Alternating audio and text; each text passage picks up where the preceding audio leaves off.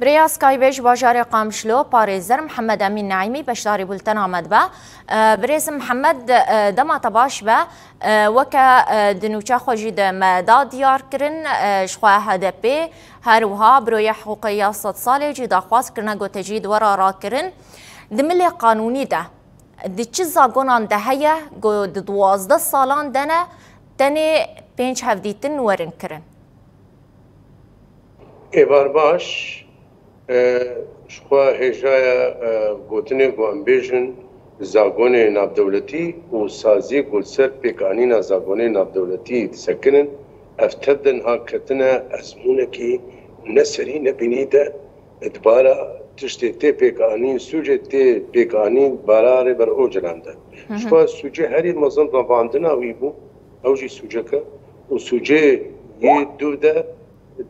darizandina rengê şanûyê hate çêkirin di demekî çend roja de û dûre jî ev işkenca golser tê pêkanîn dema got kirine di wê zindana reş û tarî de ew ya herî qedexe li gor sîstem û pîvanê zagonê navdewletî û hêja tevahî va sûca girantir û her xulet tê pêkanîn sûc heye yek dike û dawî dike ev sûc niha dibe û bê dawî jî nabe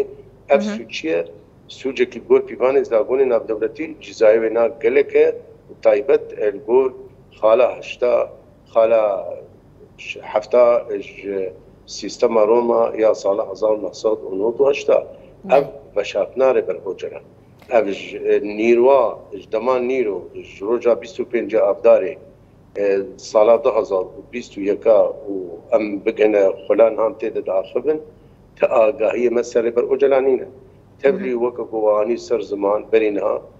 CPT qaşo ku em çûne weke sazîkî navdewletî girêdayê ji xwe bi Yekîtiya Ewropa ve û hatiye avakirin gor pîvanê xala 19 ya hevpeymana mafê mirova ya Ewropa ev saziye hanê ev komîte hanê bo em çûne navbera 20 û 29 heyva Êlûnê de sala 2022 çûne İmralî û ji erkê wê bû dema ku heke rastçûbê ji erkê wê bû par bikir ba biraya giştî ve encamê gihayê de ji dû wê çûna xwe ji dû wê serdana xwe mixabin wê jî daxuya kirin heta kîja astê têkiliyê wan e dewleta tir kirine û kujerane û ba sûcê herî giran bin pêkirinê herî giran bara zagonê navdewletî yanî tê wê watê ev tiştê bararê ber ocelan de tê kirin ne hema dewleta tir tenê dike ew dike pêk têne weke rengekî fîzîkî pêk têne ji aliyê teknîkî ve aktîv pêk têne ama ev kerolalî ev jî gor wî sûcî ku dewleta Tirk pêk têne gor giranbûna wî sûciye ew jî dabeşiyê dewleta Tirkê dikin va sûca belê baş e te helwesta CPT ji xwe bi bîrxist û te got ku şîrkatiya dewleta Tirk dike ji ber ku encamên hevdîtina xwe ranekandine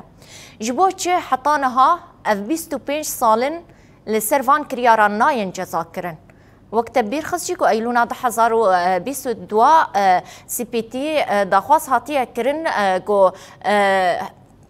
rêber Abdullah Öcalan bi parêzerên xwe re hevdîtinê bike heya biryara netewên yekbûyî hatiye bin pêkirin çima aliyek tune derbarê em bêjin te jî dal dijî rêber Abdullah Öcalan de van kesan ceza nake. Dewleta Tirk ya faşîst û hevalbendê wê û piştgirê wê û yê kerolalî û yê bin masa de pêre kar dikin û xwe bêdeng dikin û xwe weke her tiştî pişt bê xwe le tavêjin ev na tev de bana zagonê navdewletî rengekî eşkere rengekî herî qedexe dane xuyakirin heta kîja astê va zagona bin pê dikin qaşo ew gor zagonê navdewletî hatine damezrandin وبيك نائن باسوجا ابسوجين هات بارا ربر اوجلا دشقوتي نكرن ند بارا كسايات يا ويدا بارا قلق ربر اوجلا جويج بي قلق كرد من اشكنجي ده قلق كرد بارا سوجي ابسوجين هات بيك اني سوج توايش خو سوجن كارن بيش ميرن چ سوجن اما سوجه کی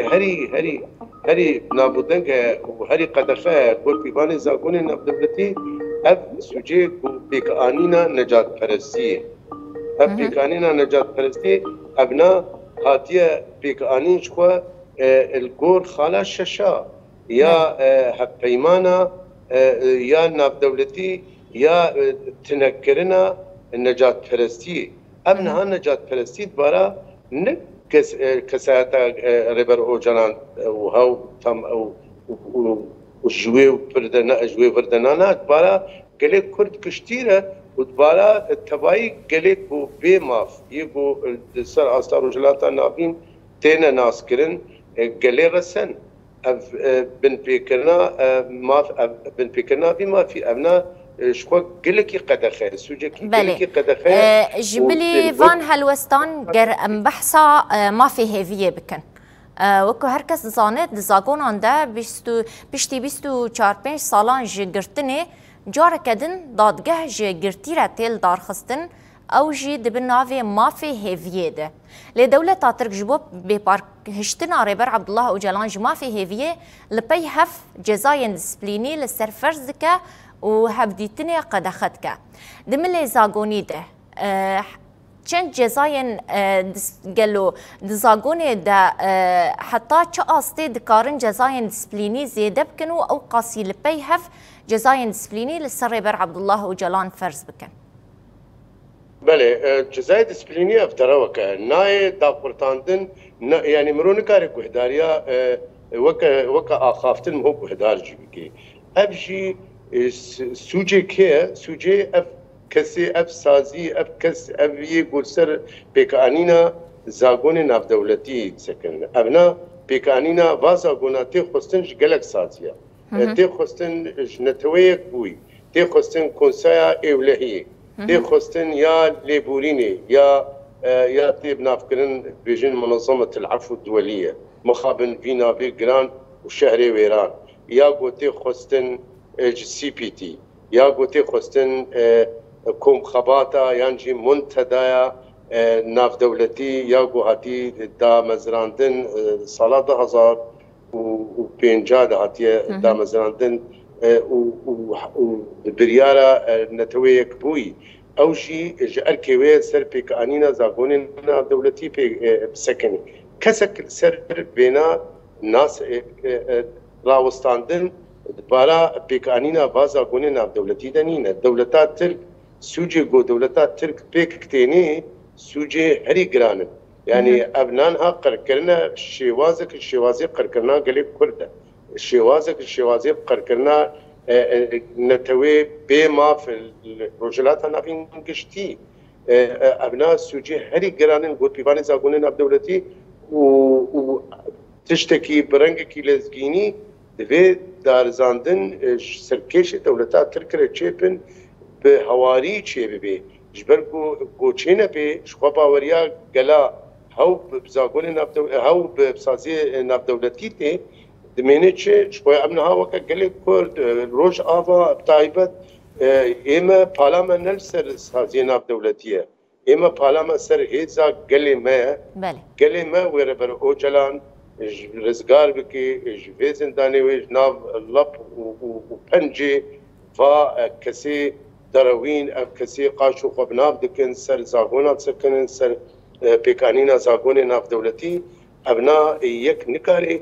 امنل بندیوانه بس ام ددنا خویا کرن ام جوارت بیشن اجبونا بزان لبن ام زانن حتى كيجا آستي دروان بريز محمد از دخوازم بكرتاسي بحث بك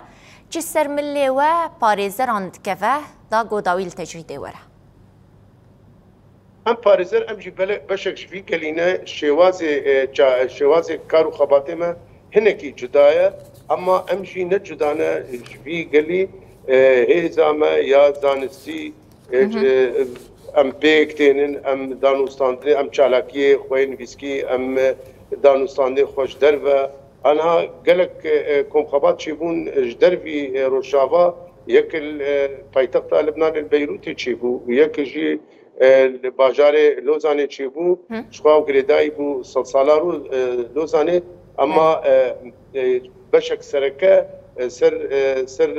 ريبر اوجلان بو ويا سياجي كومخاباتا سياجي البايتخت كولومبي بوغوتا او شي بشك سركه سر كارو سر ريبر اوجلان بو تشتيت بارا ريبر اوجلان دتشيت بي وبقي استكي بو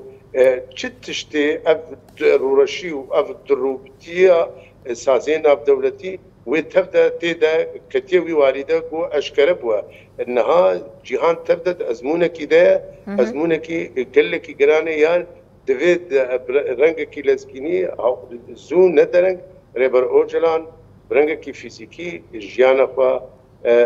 خو ببيني دربي بزنداني جبرقونها ام تاغايما السنين وقت ببي بيستو نهي بيستو بينجا هيبا افداري ضغزار بيستو كي وحتى انها ام تشتكي سر نزاني اف تشتكي شخوا دمك نزيك ندورجي ابنامه درباس كرن امرالي ودانا خويا كرن كو ابنامه ب يعني كسي كو ابنامه نبيسكي بيشكش كرنا نخويانا كينا تشنا اما ياش مرا جرين كو اف قفيل ريبر اورجلان قوارنا قلتنا اميتا ماتريالا جحري بدن كشتن ابشي ام نها ام وكا باريزل سنه ستارو جابا قشتي ام تبدد لبو تفقري دنا يعني نها دمك نزيك ده ندور ده ويقلك جبات على كيما شورو جانا على كيما هنا اما برنجكي ان بستر وبيخويا كرن ودانوستان ديما بجدر قلكي هنا كسي سر بخارا